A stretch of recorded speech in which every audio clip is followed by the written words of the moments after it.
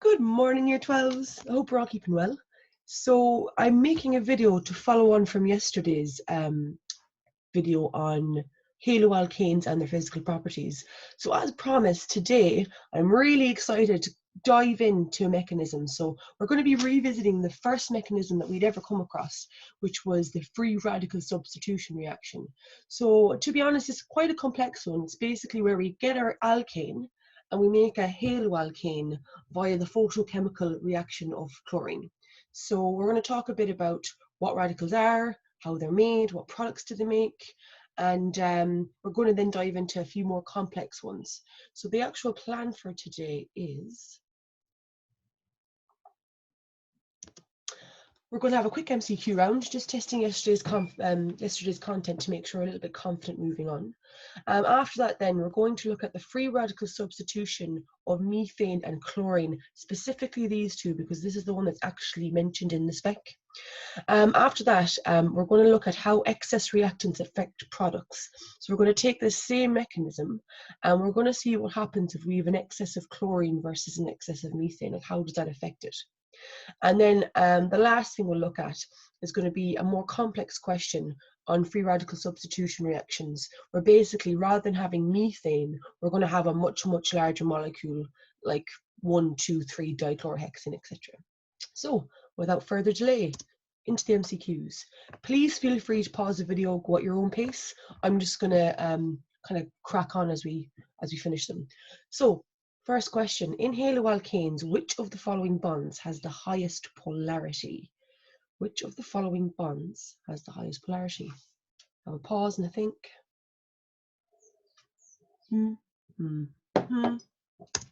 Is of course the carbon-halogen bond. So A and C actually are non-polar anyway. There's no, or very minuscule electronegativity difference. The C halogen bond will have that bigger difference, therefore it's going to be the most polar. Right, next question. So which of the following molecules has the most polar CX bond? Now, do you remember what that X means? What does that X represent? So an X will represent our halogen. So looking at these molecules, which one is the most polar? Not rocket science. 3, 2, 1. It is of course A, because although all of them contain a halogen of some sort, A contains a C fluorine bond there, which means that fluorine, we know, is the most electronegative element on the periodic table. Therefore, the C being attached to that will have the highest electronegativity difference compared to the rest of them. Therefore, it's going to be the most polar. Oh, love this question. So, what type of haloalkane is 1-chloro-3-methylbutane? 1-chloro-3-methylbutane. Is it a primary, secondary, tertiary, or none of them at all?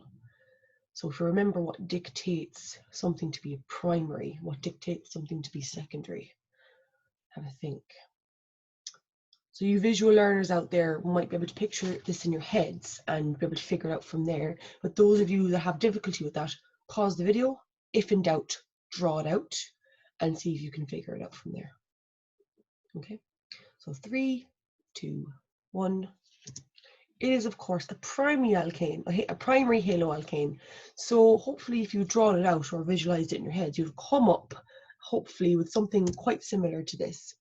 So we know by looking at this straight away that this is a primary haloalkane. Why? Because again, we focus on the carbon that's attached to the halogen. And this carbon is only attached to one other carbon, or we can also say one other alkyl group.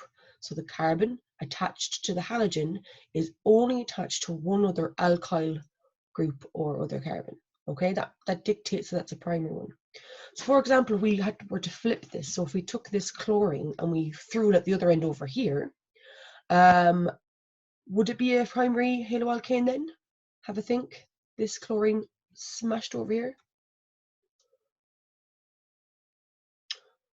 So it wouldn't be a primary haloalkane, that's for sure. So again, we focus on the carbon that would be attached to the halogen if it was over here. And that carbon is attached to 1, 2 other alkyl groups or 2 other carbons.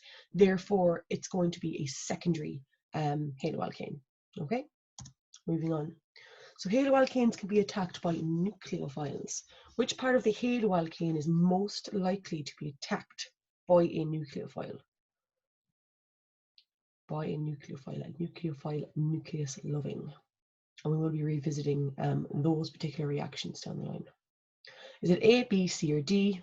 Have a pause, have a think. 3, 2, 1. It is, of course, the CX carbon. So basically what we're trying to say there is that that bond is polarized because of the electronegativity difference between the halogen and the carbon. And this results in the carbon being delta positive or ever so slightly positive, and the halogen being electron rich. It's quite, it's electronegative because it's hogging those electrons. So this carbon is partially positive, so it's going to be subject to those nucleophile attacks. Nucleophiles are any species with a lone pair. It doesn't necessarily have to have a charge, but it has to have a lone pair, and they'll want to go and attack that slightly positive carbon, and that opens up a range of reactions that are really, really important in organic chemistry. So it's very important that you do know that. Moving on. So which of the following statements about haloalkanes is correct? So again, I'll let you pause. You can have a look and give it a go. And 3, 2, 1. It is, of course, haloalkanes are saturated organic compounds. That is the most correct statement following the rest of them. So we'll just review each one of them so that there's no confusion. So before I do, what do we mean by when something is saturated? If it came up in an exam, how would we define it? Remember. So a saturated compound or saturated organic compound is an organic compound that contains single bonds only. If you don't say only, you don't get the mark. Saturated compounds are ones by which contain single bonds only. So if we look at the top one, haloalkanes contain at least one double bond. Incorrect. Haloalkanes are saturated. If there was a double CC bond or a triple CC bond, it would be an unsaturated compound, kind of how you would have your saturated and unsaturated fats. Saturated fats would contain single bonds only, unsaturated would have those double and triple somewhere. Looking at C, haloalkanes contain at least 2 halogen atoms. False. Haloalkanes can contain 1 halogen atom, and it still makes it a haloalkane. So for example, if we had chloromethane, it's got 1 chlorine atom on the hydrocarbon. The next one, haloalkanes contain at least 2 different halogen atoms. False, it could contain both the same. So for example, if we had dichloromethane, we would have 2 of the same, so 2 chlorines on that methane molecule. Next one. The general formula of haloalkanes is Rx. What is the general formula of R? So we know that the X represents our halogen, and the R is going to be our alkyl group. So have a pause, have a guess. It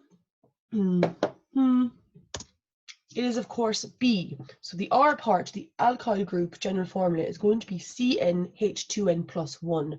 Please do not tell me that you said CnH2n plus 2. This is what denotes your alkane. But we're dealing with haloalkanes, and a haloalkane, the halogen would have replaced one of those hydrogens. So the general formula of the alkyl group is CnH2n plus 1. Okay, what type of bonding is present in haloalkanes between the carbon and the halogen atoms? Having a look, having a guess. 3, 2, 1. It is a covalent polar. It's covalent because there is a sharing of a pair of electrons going on, and also there is an electronegativity difference between the carbon and the halogen, so it's also polar. Okay, so we've had this question a few questions before. This is just asking it in a different way. Which bond in the molecule below is the most polar? Having a pause, having a guess. 3, 2, 1. It is, of course, a carbon fluorine. Why? Because fluorine is the most electronegative element on the periodic table, so there's going to be a bigger difference in polarity, so it's the most polar. And I will be repeating myself, hopefully, just to drill it in. Okay, So I hope that those MCQs have kind of solidified your knowledge a little bit. If you find that you did struggle with some of them, I'm sure you haven't, but do go back, look at the previous video I made, look at your resources, go on Google Drive, email me, message me in OneNote to kind of help you give a bit more clarity on those questions. Okay, so now as always, if we revisit a topic, or we're starting a new one, I always want to look at the AQA spec. And the one that encompasses the free radical substitution is here. And we'll be doing this and more. So the reaction of methane with chlorine specifically, we'll be looking at that one. Students should be able to explain this reaction as a free radical substitution mechanism involving initiation, propagation, termination steps. Beautiful. In exams, they will give you a problem that will be another hydrocarbon and chlorine. So rather than methane, they might have ethane, or they might have a more complex one.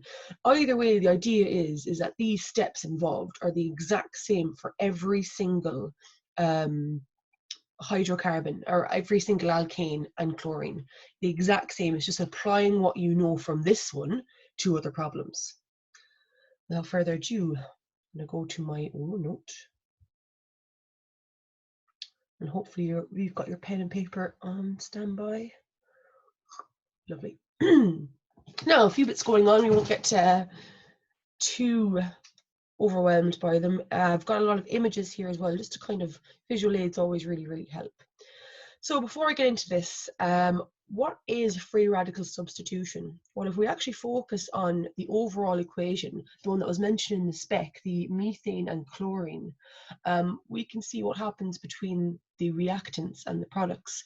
So essentially what's going on here is that one of the hydrogens from the methane has been replaced by a chlorine. The chlorine molecule here has been replaced by hydrogen, okay? So there's a direct replacement of elements going on here, and that's why it's called a substitution reaction. They're subbing in, okay? The hydrogen is subbing in from the chlorines over here, the chlorine is subbing in from the hydrogens over here. Hence why we get our chloromethane and our halogen alkane. So free radical substitution is the involvement of radicals. And what are radicals? What do they do? So when this reaction first happens, we have our chlorine molecule just in nature. And the chlorine molecule here, I do have the equation below, but I'll just talk through this first. So this is a chlorine molecule bonded together by a single covalent bond. In nature, bonds are not this straight. They're not a big straight sort of attachment going on. All bonds contain energy, and this molecule actually is slightly vibrating. So even the desk that I put my hand on right now, the molecules that make it up are vibrating because they have energy. So if I look, let me just grab something here.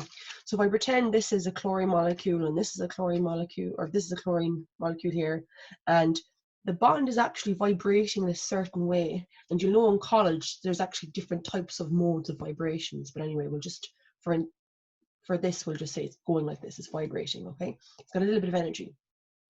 So what happens is that UV light radiation from the sun will come in. It will come in like this, and radiation, remember, is a form of energy, will come in, be absorbed by the chlorine molecule, and it will actually cause it to break. And when this breaks, one of the electrons from the bond will pop over to this chlorine atom, and the other electron from the bond will pop over to this chlorine atom. And this type of breakage is quite significant. It's got its own name. So because we've got the same number of electrons going to a different atom, we call this homolytic fission. This type of breaking here is called homolytic fission. Okay, so I have it written over here. I think it's homolytic fission. Homo meaning the same number of electrons are going to the other atom. Fission meaning to break. Lytic also coming from lysis, meaning to break. So what's left then is we're left with these chlorine radicals. So you've got our chlorine radicals. And what a radical basically is, a radical is any species with an unpaired electron. And you can see from these two chlorine radicals, there is a dot here, and this dot basically says, yeah, I'm a radical. So that's that unpaired electron that's there. These radical species are extremely reactive. They just want to grab the nearest electron they possibly can to make them as stable as they can. So they start a sort of a chain of reactions. And what we see here actually from this overall equation, so looking at this is the overall equation of what we need to know. And in between what happens between the reactants and the products, there's a series of 3 steps, and we've just done the first one. So again, this is quite a complex reaction, hence the steps. So in between here where this arrow is, we have initiation, propagation, and termination, and we've just done initiation.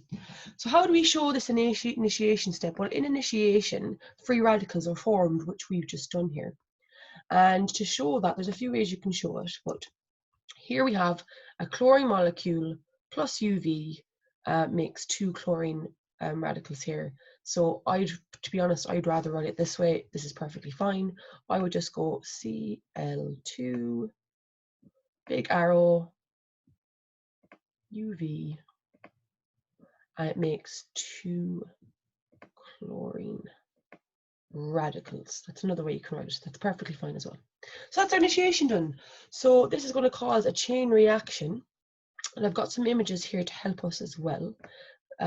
So after the initiation, we have our propagation.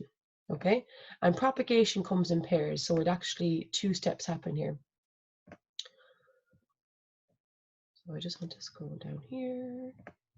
Now, so remember, we've got the methane is going to be now attacked by the chlorine radical. So propagation is when free radicals are used and regenerated. So we've got propagation 1, I've got P1 here, propagation 1, the methane is going to be attacked by the chlorine. So this chlorine, let's put another one here. So this chlorine here is actually going to snag the hydrogen from the methane. And there's a particular reason. So I did mention that radicals are super reactive. And so if I were you, I'd be asking myself, well, why the hydrogen? Why not the carbon? You said it's reactive. Why not the carbon? So there is a reason for this. And I've got our trusty, what we learned yesterday was our bond enthalpy. So I've just got a little table here. And if we see, this basically says the strongest bonds and the weakest bonds. So enthalpy, we know, is the amount of energy needed to break 1 mole of a bond. So we see that the weakest is the chlorine-chlorine bond, and that was broken by our UV light. We also see down here that our chlorine and hydrogen bond is really, really strong. It takes a lot of energy to break it. So any species, if you give them the opportunity to create the strongest bond possible, they will, because they want to be as stable as possible. So if a chlorine can grab a hydrogen, it'll grab it. So if you just see the chlorine and carbon, there's 100 kilojoules per mole difference. So it's going to go for the hydrogen. That's how it works. It'll be more stable otherwise. So going back, our chlorine is going to attack the hydrogen. It's going to latch onto it, and that's what makes our hydrogen chloride. So our hydrogen chloride is over here. If I just grab a pen. So this is our HCl. And we've also made another radical, our methyl radical. And it's important to note that you'll notice a pattern. Noticing these patterns will help you understand it a bit better. Is in every propagation step, we will always have 1 stable molecule, 1 radical. And the products, we will have 1 stable molecule and 1 radical. So if you look at the overall equation, we've just made one of our products, our HCl here. Excellent. But that doesn't stop there. Now we've got a very reactive methyl radical. And what that's going to do is that's going to knock on and start a chain reaction and start reacting with other things. So that was propagation 1. We're now going to go down to propagation 2. Again, I'll show you the equations for this in a bit. If you look at the first one, Again, that's the equation there, just before I move on to propagation 2. So our chlorine radical plus is going to react with the hydrogen off of the methane, making HCl and that methyl radical. That's just the equation there. I'll go back to it in a bit. So propagation 2, do a different color. So my very reactive methyl is then going to go on and react with chlorine in the atmosphere. And this reacting with chlorine in the atmosphere is the exact same for every propagation 2 step in these free radical substitutions. So it's going to want to snag a chlorine. So this methyl is going to want to actually snag the chlorine here.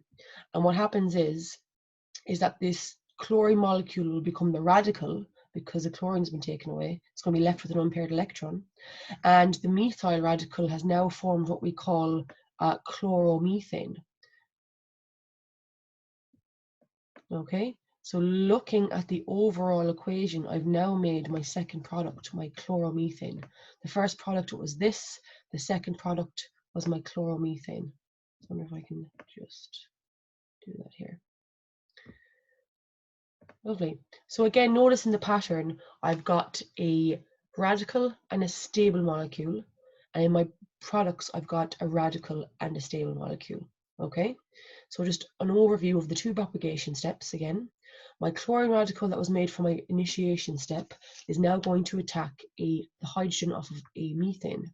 This in turn will create the methyl radical because it's left with an unpaired electron, and it will also form HCl that the chlorine radical has when the chlorine radical paired off with the hydrogen. So we go down to propagation 2, where this radical here, the methyl one, is going to react with chlorine in the atmosphere. It's going to snag one of the chlorines, and this in turn will turn the chlorine molecule into a chlorine radical, and the methyl will then have created chloromethane. So if we go over here, I wonder if I can just zoom up a bit. Lovely. So I want to look at this image.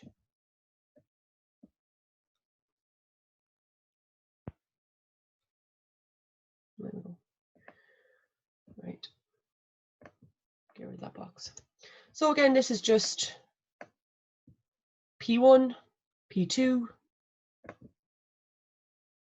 radical, molecule, molecule, radical. The radical for propagation 1 goes down here, reacts with chlorine, forming another radical. So in propagation, radicals are regenerated. So we had started off with a radical here, and we've ended with a radical here. Okay, it regenerates, and this type of reaction can go on and on and on for years. It might take years to stop, or it could be stopped in an instant, and that depends on a lot of factors which we'll discuss. But we've made our 2 products, so C4 plus Cl2, and we've got our chloromethane and our hydrogen chloride there. Okay, this is like a dance. I always see it as sort of a dance, passing on the parcel of the radical, but all good things must come to an end, and this end step is called termination. So termination, very simply, is when those radicals come together to form a stable molecule. So I've got, and there's a few possible ways this can happen. So again, I'm just going to dive in here. So termination. So we overall, in propagation, you're going to make 2 different types of radicals. We've made our chlorine radical and we've made our methyl radical. So depending on the different ways these can come together, ultimately 3, you're going to get products from termination, these new sort of these new stable molecules made from the radicals when they come together. So, for example, we've got a chlorine radical and a chlorine radical can come together to form a chlorine molecule. We've also got a chlorine radical and a methyl radical comes together to form, what is this called? Chloromethane. And then, interestingly enough, a methyl radical and a methyl radical will come together and make what is ethane. So you might get asked a question is, why is there traces of methane in the free radical substitution reaction of methane and chlorine? Why is ethane formed, small amounts? Well, that's because as a result, one of the termination possibilities is that a methyl and a methyl will come together and make an ethane. So once again, if we have a look at our, just remove this. So this essentially is the termination steps then, written as a chlorine radical, chlorine, chlorine radical, methyl radical, chloromethane, methyl radical, ethane. Okay, so this is what the steps look like. This is our initiation step. I'll see if I can just pop it over here. I can. Oh, again.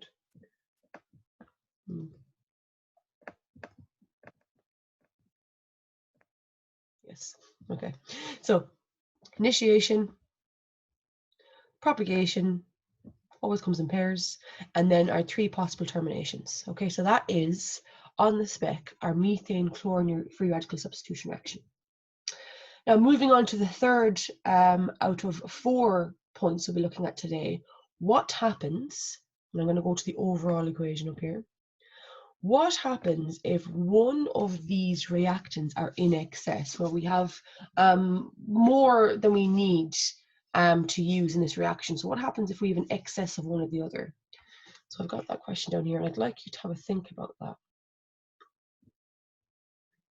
So having a think, maybe you can tell already. Hiding this. Can you write it down? If Cl2 is in excess. So what I would do is, if I would look at the very same propagation steps up here, the very same propagation steps, I've written them down here. Don't be too confused by all the bits and pieces going on. If chlorine was in excess, I've just taken the exact same propagation steps as that we dealt with. Okay. And looking here, what I'm asking is, if chlorine is in excess, I would have loads of these chlorine radicals. I would have loads of them. Okay, they get regenerated. This is in excess. The chlorine is in excess. So even after I've made my chloromethane and my hydrogen chloride products, what's to stop this chlorine radical from reacting with this new product? What's to stop it? So just like the methane gets attacked by this chlorine radical, surely this new chloromethane product can be attacked by the chlorine molecule also. So again, this is just to denote our P1 and P2. P1, P2. What would actually happen is you would cause another set of propagation reactions to happen, or propagation steps to happen, with chloromethane, because this guy is going to come back and try and attack this now. It's in excess, there's plenty to go around. So I have here, right, so again, we're going to start a new propagation. So this time using chloromethane as our reactant. What's going on here? There we go. Right. So P1.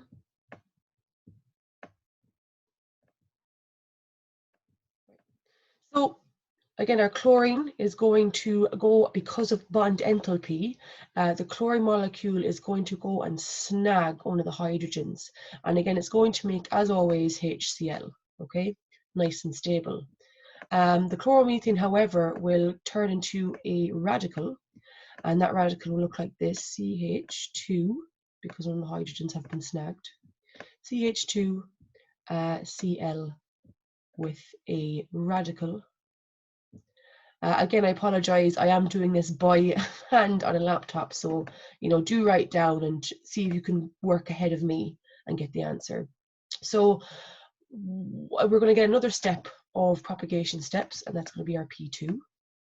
And P2 is when our radical, because this is highly reactive, I'm going to pop here. So, well, actually, you know what? I'm going to do it over here. I'm going to bring it down.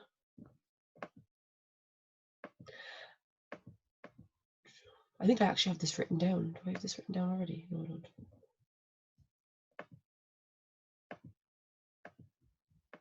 Right. So CH2. Do race me, see if you can get it. Cl. In every propagation 2-step, you're always going to react with a chlorine molecule in the atmosphere, okay?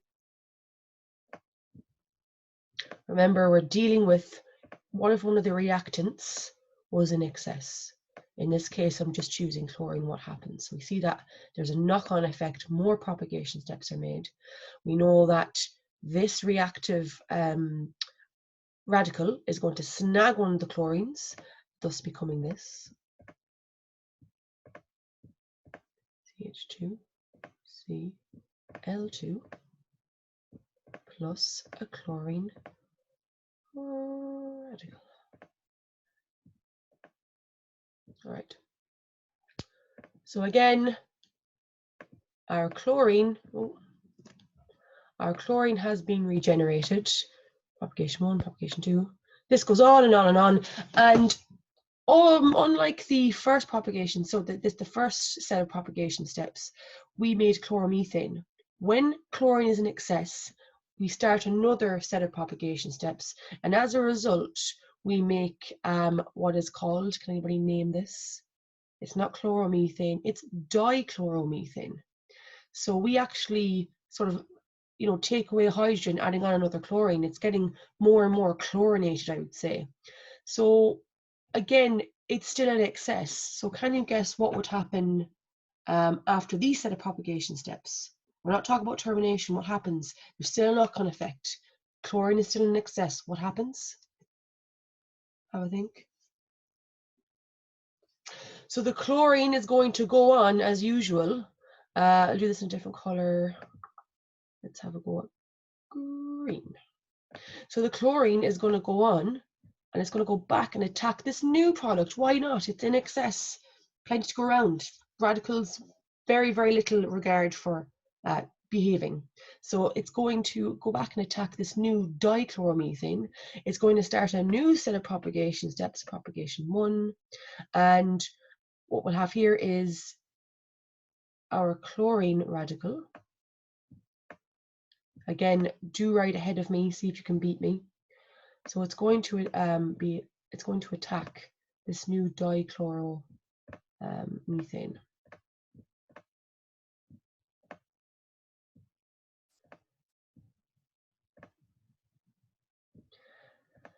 And again, because of bond enthalpy, the chlorine is going to snag one of these hydrogens. It's going to make our very stable hydrogen chloride.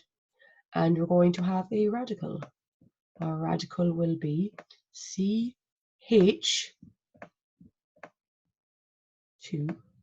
Nope, CH, haha. Hydrogen's gone, remember. CHCl2 with our dot to indicate it's a radical. And this will go on to propagation step 2. I just want to get rid of this question down here for a quick second. We'll deal with that in a second. Our propagation step 2. So it's going to go down as per usual. Drop down here, and it's going, because it's propagation 2, just like all of them, it's going to react with the chlorine in the atmosphere. So actually writing down the different propagation steps that will happen in excess of chlorine is really good practice for you to start really practicing the different steps and realizing the patterns. I think this is where it starts to click in when you start doing. Because we're pattern-seeking animals, I always say. So when we start practicing these, it's a really good way of sort of beginning to understand how this works. Right, so reacts with chlorine. So again, we need to show this is a radical, it's been brought down here. It's going to snag one of the chlorines, and as a result, we're going to have a chlorine radical. It's got, because the original molecule is now left as an unpaired electron. And we're going to make another product. CHCl3.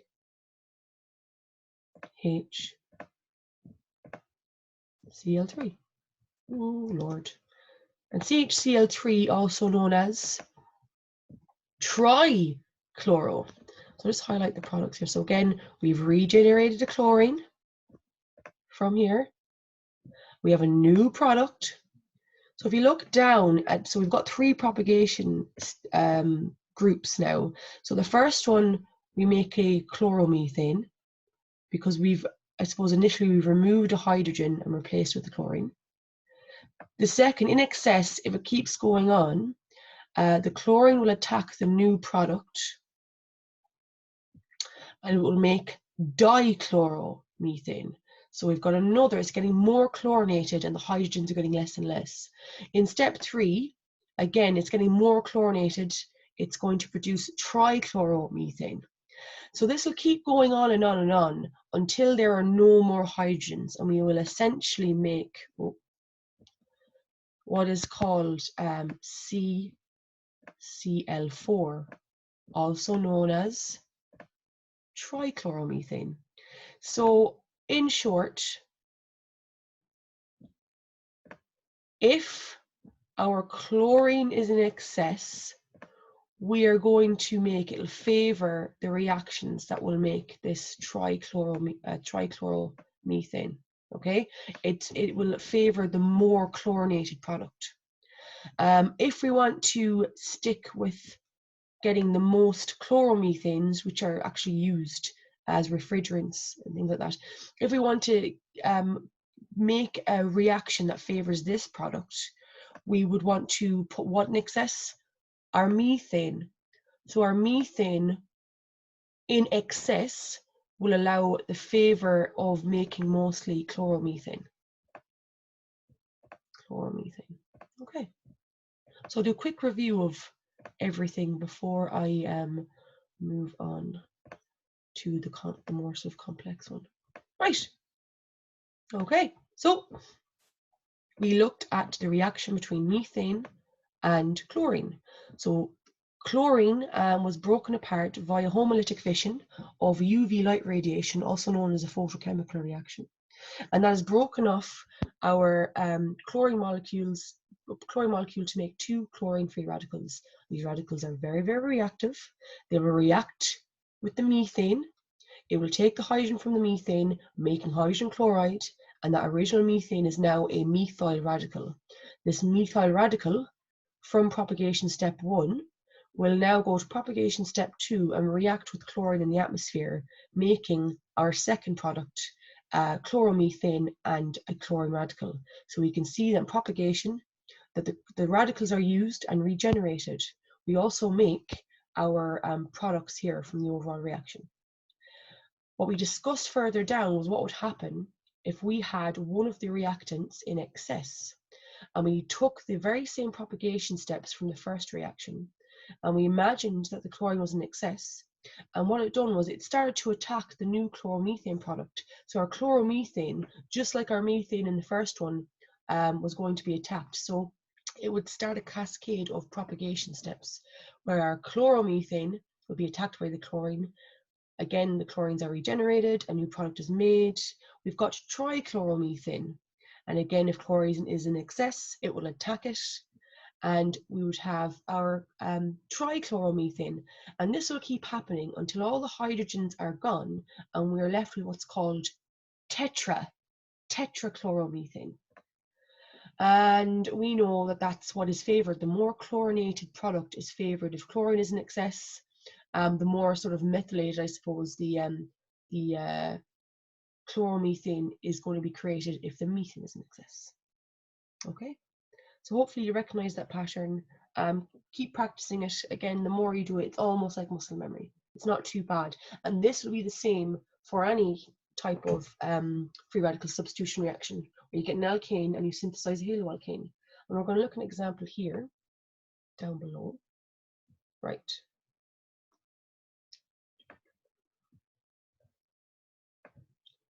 This is the last thing we'll look at and we're done. Right. So the question is, it does look intimidating because of all the fancy wording, but it really is essentially the exact same thing we were doing. So 1,2-dichloroethane, I'm just going to highlight that, reacts with chlorine in UV light to produce a mixture of further substituted halogen alkanes. Straight away, we know this is a free radical substitution reaction. Write 2 equations showing the propagation of this chain reaction to produce 1,1-trichloroethane. So focus on this. So basically write 2 equations. Our 2 equations are our 2 propagation steps. So what we'll do first, so we can see that unlike so we had a methane as a reactant. In this case, our reactant is 1,2-dichloroethane. And what I would encourage you to do is actually to write out the structural formula of this, not the skeletal or molecular. I want you to write out the structural formula first of all. Can you do that? From looking at this, do you have that ability? Have a pause and see if you can do it.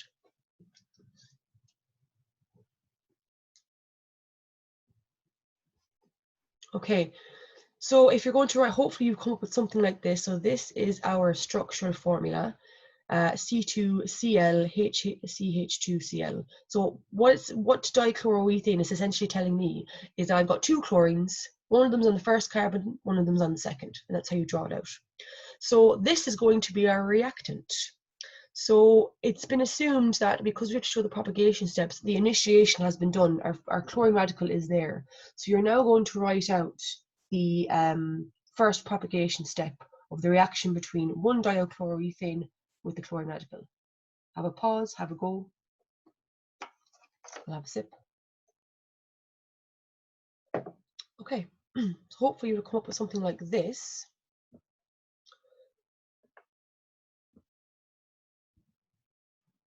Zoom out a bit. Again, I've got my trusty bond enthalpy table here. Right. So again, our chlorine radical, because of bond enthalpy, it's going to attack the hydrogen here, okay? And that's going to leave us with this very, very fancy 1,2-dichloroethyl radical and a very, very stable hydrogen chloride. So this is our propagation 1 step. If you can pause the video now and write down the propagation 2 step. So again, we're going to start off, I'll give you a hint, propagation 2, this is going to be brought down here to propagation 2. Pause the video, see if you can write it out.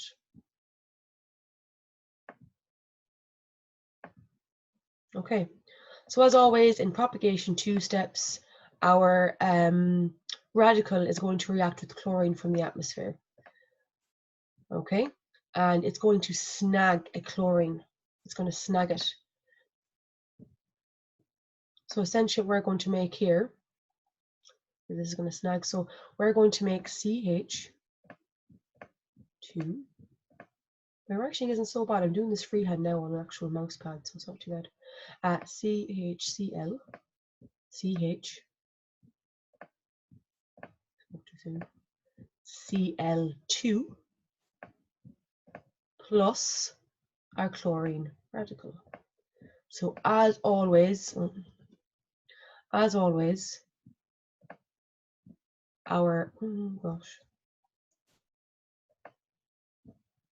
radicals are generated. So just to illustrate that here, propagation 1, propagation 2, and we now have actually, so we've just answered the first question, by the way, guys. We've got what they've asked. We've got our product here. So this is our 1,1-trichloroethane. 1,1-trichloroethane. Okay, so on the 1,1-trichloroethane. Oh, apologies. 1,1,2. Yep, still the same. 1,1,2-trichloroethane. So going from left to right, the two chlorines on the first carbon, 1 chlorine is on the second. Okay, so we've answered that question. The next one then is asking us traces of 1,2,3,4 tetrachlorobutane are found in the reaction mixture. Write an equation to show how this product is formed. So essentially, what are they asking us to do? Okay, they're found in the reaction mixture. So there's going to be a termination step. We know there's 3. Usually there's 3. So one of those is going to make the 1,2,3 tetrachlorobutane. So if I scroll down here, I think I have a bit done. So we know out of this reaction and out of all propagation steps, we tend to make 2 different radicals. We've got a radical up here of chlorine, as we can see, and we've also got our very big fancy one as well. Okay, so we've got these 2. What will make the 1, 2, 3, 4 tetrachlorobutane is going to be the very, very fancy dichloromethane radical. So essentially, reacting these two together is going to get our product that it's asking for. So in the termination step, I'm going to put T for termination. This is one of them. These come together. Might zoom out a bit as well to make this. Zoom out even more still. Goodness. These come together, okay, to make our 1, 2, 3, 4 tetrachlorobutane. Okay. There's also a possibility of 2 other termination products. Can you think of them? One of them is definitely going to be chlorine, and the other one is going to be the result of when you add a chlorine molecule or a chlorine radical with this big radical here. Okay. So that's kind of it, really. That's the most complicated it's going to get. It is actually quite worthy to note that bromine can undergo free radical substitution reaction. So rather than having the chlorine, you can have your bromine molecule will also, via UV light, it will also make 2 bromine radicals. So that could be asked as well. Just replace the exact same thing, but you're just replacing the chlorine with the bromine. This doesn't happen with fluorine though. Can you give a guess as to why?